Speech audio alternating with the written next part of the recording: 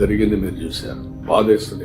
తలుచుకుంటే ఈ రోజు ఈ ప్రాజెక్ట్ ఏ విధంగా ఉండాల్సింది ఇప్పుడు ఎట్లుంది అది తలుచుకుంటే చాలా బాధేస్తుంది. ఇక్కడ దీంట్లో మీరు కూడా చాలా మంది భాగస్వాములు. ఎవ్రీ నెలకు ఒకసారి నేను వస్తే మీరు కూడా రావడం, మీరు కూడా పార్టిసిపేట్ చేయడం, ఇవన్నీ ప్రజలకు డెవలప్మెంట్ తో వచ్చారు. ఏదైతే వీళ్ళు చేసిన దుర్మార్గమైన కార్యక్రమం ప్రజలకు రిమైండ్ చేయాల్సిన బాధ్యత నా మీద ఉంది.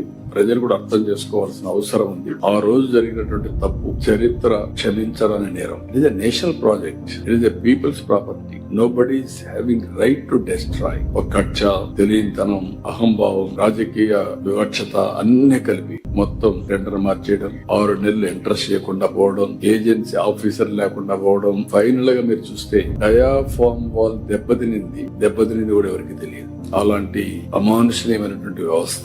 కాఫర్ డ్యామ్ సకాలంలో పనిచేస్తుంటే ఇంత డ్యామేజ్ అయ్యేది కాదు. ఆ ఫ్లడ్ అంతా రావడం, అక్కడ మొత్తం ఎరోజన్ అంతా కావడం, ఎక్కడ ఊహించనటువంటి డ్యామేజ్ జరిగింది. ఆ డ్యామేజ్ 5 ఏళ్లు ఏమీ చేయలేని పరిస్థితి. గడాన కేంద్రం ముందుగానే చెప్పారు. పిపి అథారిటీ చెప్పింది, కేంద్ర ప్రభుత్వం చెప్పింది, తొందరపడద్దండి, ఇప్పటికే గడిచిన అనుభవాలు ఉన్నాయి, లిటిగేషన్ వస్తా ఉంది, అకౌంటబిలిటీ ఫిక్స్ చేయలేకపోతున్నాం, మళ్ళీ ఫర్దర్ గా మిస్టేక్స్ జరిగితే చాలా ఇబ్బందులు వస్తాయి చెప్పినా వినకుండా చేశారు. అప్పుడప్పుడు అంటా ఉంటాను, డెమోక్రసీ హాస్ పెయిడ్ ప్రైస్.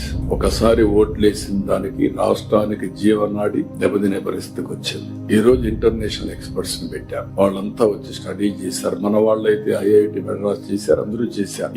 ఇది జరిగిందని ఐఐటి హైదరాబాద్ ఎస్టాబ్లిష్ చేసే వరకు బయట ప్రపంచానికి తెలియదు, ఎందుకు పోయింది కూడా తెలియదు. ఫైనల్ గా వాళ్ళు వచ్చిన తర్వాత, ఈ ప్రభుత్వం వచ్చిన తర్వాత మేము పర్సూ చేసాం గట్టిగా కేంద్రంతో. ఎక్స్పర్ట్ కమిటీ అప్పటికే నామినేట్ చేశారు. అప్పుడప్పుడే వచ్చారు. వచ్చిన తర్వాత వాళ్ళు కూడా స్టడీ చేసి అన్ని విధాలు మళ్ళీ ఏం చేయాలని భర్జన పడిన తర్వాత 2-3 నెలలు ఫైనల్ గా వేరే డయాఫామ్ వాళ్ళు తప్ప అది దెబ్బతింది. 4-5 ప్లేసెస్ లో డ్యామేజ్ అయింది. ఇది చాలా ప్రాముఖ్యత కలిగిన ప్రాజెక్టు. ఫెరోషియస్ రివర్ ఇది. ఏదైనా దినకరం జరిగితే చాలా ప్రమాదం వస్తుంది. కాబట్టి no compromise, better to go new diaphragm wall. మళ్ళీ ఇప్పుడు డయాఫామ్ వాల్ కోసం అందరినీ మొబిలైజ్ చేసే పరిస్థితికి వచ్చాం. వర్క్ స్టార్ట్ అయింది.